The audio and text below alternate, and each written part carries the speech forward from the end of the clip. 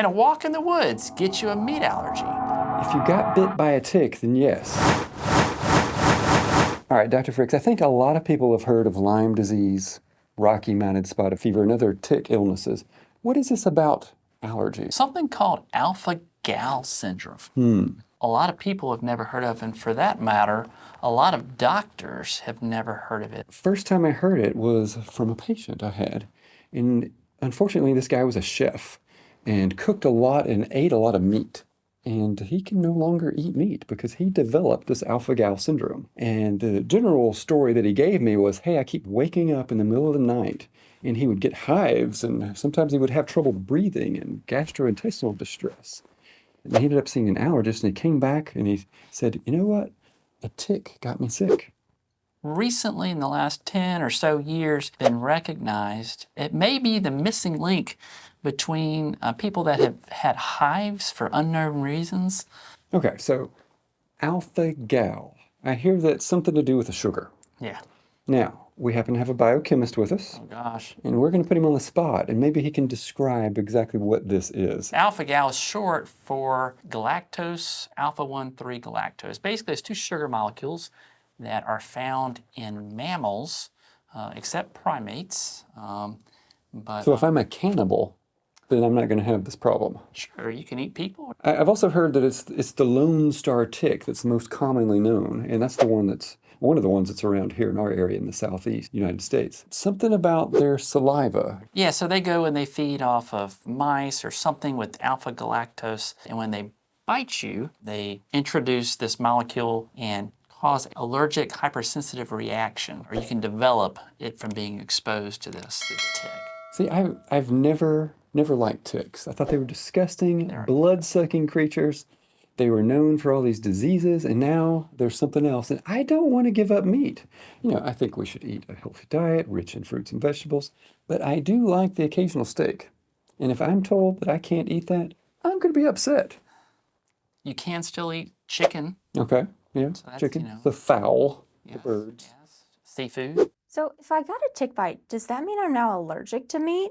No. Okay, good. Yeah, and then sometimes the tick has to be on you for a certain amount of time. Sometimes it's multiple tick bites, so it's important to avoid these ticks, and when you have them, get them off of you. How can you keep from getting alpha-gal syndrome? Well, number one, avoid the ticks. If you can avoid the ticks, then this is not going to be a problem. And my favorite way to avoid ticks is with a little insect repellent if I'm going to be out in the woods or anywhere like that. Around the house, sometimes I'll get ticks in my yard. So what I'll do is I'll actually spray the yard in the spring when they're out. And that seems to, just that one-time application, pretty much control them for the rest of the year. Wearing light clothing doesn't scare the ticks away, but helps you identify them more quickly because you can see them. What about bears? Is that wearing something light, is that going to attract the bears more? The bears. I don't want bear bites either. Oh. That's worse than alpha-gal. Just run fast. Is that what you're supposed to do? Let's ask the Boy Scout. Do you play dead or? You just run faster than your buddy that you're with. Yeah.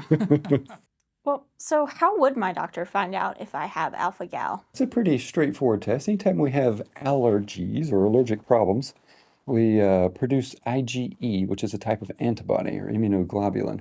And so we test for the alpha-gal, and the IgE, if it comes back high, is certainly suggestive of the syndrome. The allergic reaction, usually from food allergies and other things, comes on pretty immediately when you're exposed to these things. This thing takes 3 to 8 hours. It's a delayed allergic reaction. And so that's why it can be so hard to tie it back to the meat, because it's so far removed from the actual meal.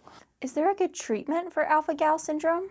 I think generally speaking, food management is the number one thing, because if you are allergic to something and you avoid it, then you don't have that problem. There's still a lot to be learned about this syndrome, but avoiding future tick bites, Yes. continue to reintroduce things, that's important. Does alpha-gal syndrome ever go away? It can last a lifetime, but I've also read that it can actually wane over time if you avoid tick bites and just give it some years. So Dr. Fricks, if I get bit by a tick, should I get somebody to suck out the venom? Is that how it works? Okay. So it's important to remove these ticks as soon as you find them. Hopefully they're still just in that crawling phase. If you find one that's already embedded in you, the best thing to do is not to grab your Vaseline, your matches, all these other ways of you've heard about getting ticks off, but to grab some tweezers right where the head is meeting your skin, grab that tick and put some gentle traction and lift it off. I had a tick bite once. I was in third grade. I was telling one of our crew members earlier. And I was in third grade and I was sitting there and I felt the top of my head and I was like, something's there. And I didn't know what it was. So I pulled gentle traction with my fingers and it came off and I still didn't know what it was. And I sat down on my desk and I looked at it and I'm like, what is that? It looks like half of a peanut and it's got legs.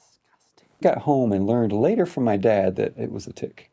In the comments below, estimate how long you think that tick had been on Dr. Miles' head to be that engorged. It was pretty swollen. Besides of a peanut.